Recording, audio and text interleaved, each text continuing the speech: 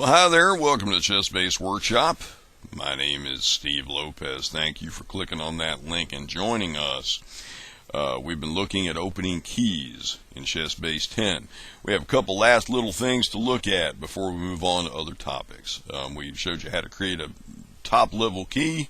This one is Roy Lopez's change variation, how to do sub-keys, and how to reorganize the sub-keys to put them in a different order. The way keys are typically organized is that the weird side variations come first, and your main variations come later in your list.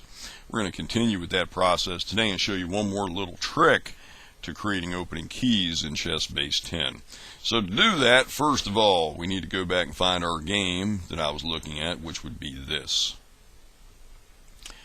We were using this as a template. You'll recall that when you go to create an opening key, the highlighted move is the one that gets transferred over into the keys. We had B takes C6 and D takes C6. Now what we want to do is make some sub keys for D takes C6. And I'm looking at, you can use any opening reference for this. You can also use an opening tree in ChessBase as your template if you wish. But the trick is, what you want to look at is you want to find out what the variations are that you want to put into your tree. That's what we're looking to do. I'm using a print book right here. I'm using a copy of Nunn's Chess Openings. However, you could use BCO, Modern Chess Openings, ECO, or an opening tree you've created in ChessBase. It doesn't matter, just as long as you have some kind of reference to guide you through the process of creating these sub-keys. Castling is the main move here. However, there are a couple of sub-moves, some sidelines that are not as frequently played. One of these is D4. So to put that in as a variation, we hit the T key on the keyboard, which stands for take back. I believe we talked about this last week. Hit the T key, T for take back. And now make another move. So we want to put in D4, and we see it's now a variation. Now there's another one we want to put in, which is Knight C3. And those are the main places this game goes in this variation, or in the D takes C6 variation of the Roy exchange. So first we're going to create an opening key for castling. So we go back down here and we find our opening key. We've already got D takes C6 highlighted. You recall that you right click, go to edit, go to insert new sub key. It'll show the position. Remember that it's black's move, so black is shown at the bottom. This is after white is already castled. Click OK. Give you a string of moves. All we really need at this point is 5 castles. We don't need everything up to that point. And we click OK over here. And we see there's a little plus sign now. When we click on it, it will expand that view. And now we see castling is shown here. Now we want to go to the other couple of sub keys. So we're going to go back over here now to our game. Select D4. Remember, the highlighted move is generally the move that's going to be moved over into the key. That's going to be when you go to create a sub key. So we right click, edit, insert new sub key.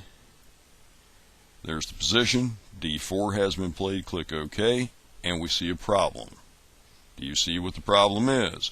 It's still showing castling over here instead of D4, which is the move that was shown in that position. So how do we take care of this? First of all, just go ahead and click OK, because we're just going to delete this. Just click once on it, highlight it, hit the delete key on your keyboard, and it says yes, and then reclassify games. No.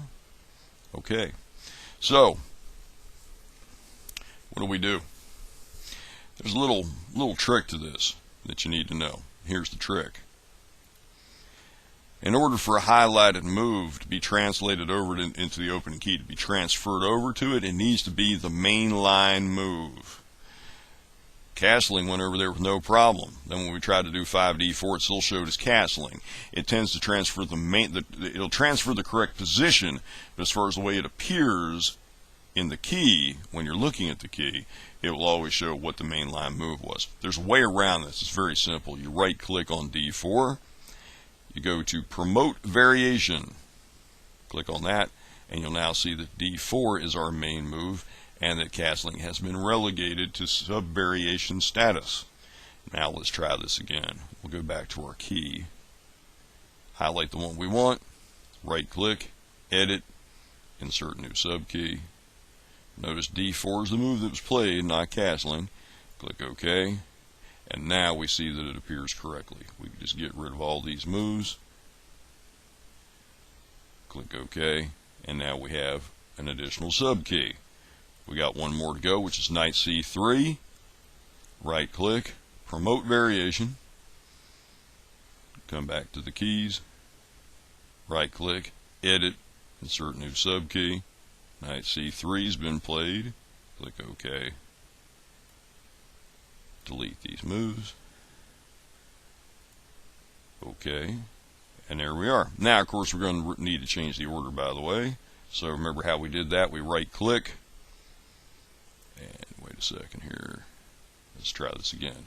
Define key memo is what we want. And we want it to appear above castling. Insert key memo, and it just changes the order. We can do the same thing for D4. Define key memo, insert key memo, and now we have them in the order we want them to be in. Now there's another trick to this also. There are no games, well I'm sorry I lied, there are 2 games in this database that I've created so far. I have not transferred games into this database yet, but there's something else you're going to need to know. Notice there are only 2 games in this database, but notice that over here on the right hand side all we have are zeros. The keys rather have not been classified yet. We have not classified games. We have not sorted the games into the proper keys. So it's showing that there are no games in any of these keys. The way to classify games, and every time that you add opening keys, delete opening keys, every time you add games to the database, etc., you're going to want to do a reclassification of the games. And the way you do this is you go to the Tools menu, go to Classification, do Whole Database. First game 1. There's only 2 games in the database so far, but we'll click OK. And now we see there are 2 games in the database, and one of them appears under this key. And we see down here in this lower window, there it is. And one of them appears under this key. And it doesn't show up down here. It just shows the move. Why? Because it appears in a further subkey down here. Notice that it's saying castling is where that game is, but here it's still saying knight c3. You know why? We didn't do a replace game. We didn't change this game. All it's seeing is what is saved to the hard drive, which is where this was the actual move. So if we want to save these couple of moves into this game, make sure we want to replace game as well. Don't forget to do that. It's got me as an annotator. Isn't that nice? Even though I didn't really annotate anything, I just threw in a couple of variations. Anyway, that's the last little bit of creating opening keys. It's a very long, meticulous process. It takes a lot of work, as I said in the first video of the series. You may never finish it. You may continue to refine it, be adding moves, taking variations away, and tweaking that thing from now until the sun goes supernova and destroys us all. If it's an opening you play that you're kind of I wouldn't say an expert in, but a specialist in, and you're always looking for new material, you may be tweaking keys forever. But this is how you do it. These 3 videos show you the way, show you the different procedures that you need to know for creating and tweaking opening keys. One of the things we talked about in a couple of videos was using an opening tree as a template for creating opening keys. And we're going to show you how to create an opening tree in ChessBase 10 in the very next ChessBase workshop.